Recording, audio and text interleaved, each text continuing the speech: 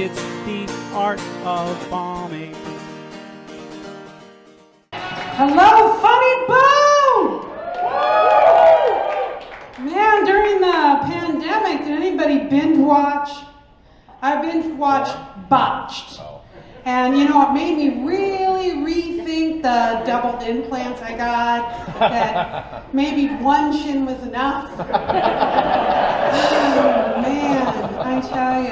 A lot of things changed during the pandemic. My single friends mentioned dating changed, your priorities changed. It used to be, am I sexually attracted to this person? Now it's, you still got a job and health benefits? Forget dating, let's just get married. Don't do it, ladies. Don't do it. That's how I ended up with husband number one. That's right. Don't rush into it. No. Too often, we get our first husband like our first house, because it's cute. That second one, you get it inspected.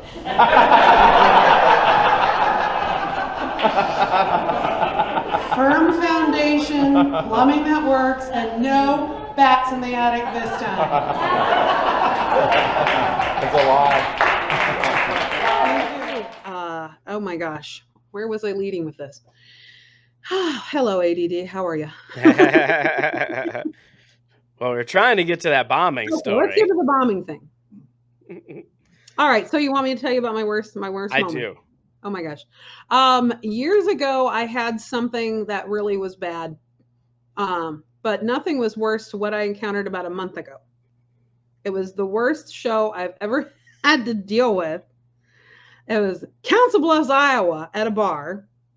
And the problem was over half the audience were co-workers of the headliner, who was also a favorite at this bar.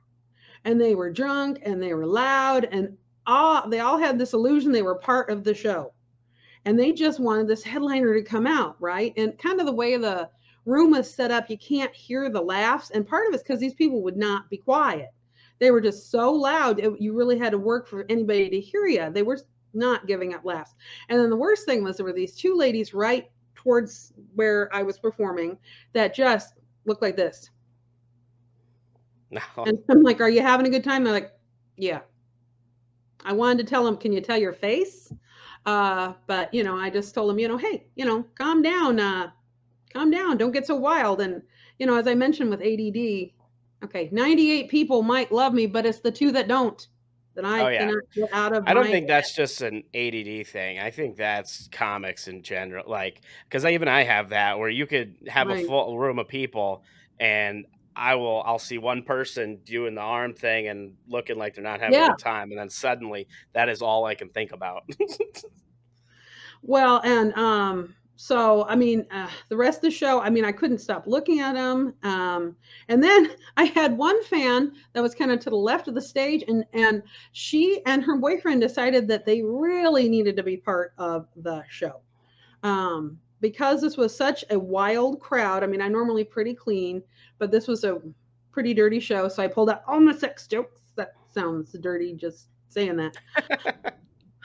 So, oh my gosh. So I have this bit about being careful in bed because, you know, you don't want to break a hip, because I don't want to explain to the EMTs why my husband's wearing pink fuzzy handcuffs, or tell the kids, you know, why does grandpa have pink fuzzy handcuffs on? And she's like, oh yeah, we got a pair too.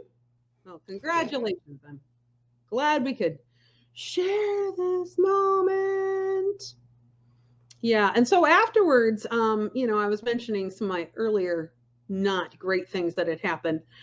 You know, I said, you know, oh, I just want to quit. My husband said, you know, you go through this every time you do non-comedy clubs, whenever you do just basic bars.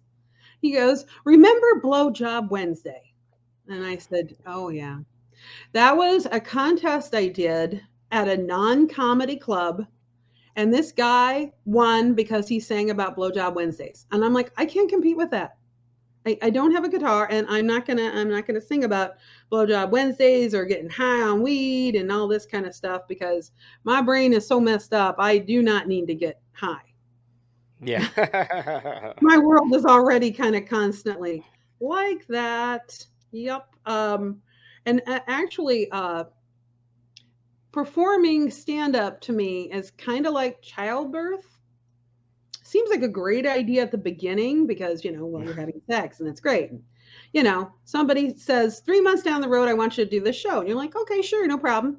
And as time gets closer and closer and the day gets closer, you start doubting yourself. And oh my God, I can't remember my set. And we would be driving to the show and I'd be like, oh my God, I don't know what I'm doing. Turn the car around. I don't know what I'm doing. And we start to do that. And I'm like, what are you doing? He goes, what, you said you didn't want to do this. And I said, I don't have a choice. I'm booked for the show. And always, once I got on stage, I was fine. And actually, I don't have that kind of anxiety anymore because I took improv. And some comedians don't like improv, and some are like, yeah, okay. But it really helped me with my stage fright. It's the art of bombing.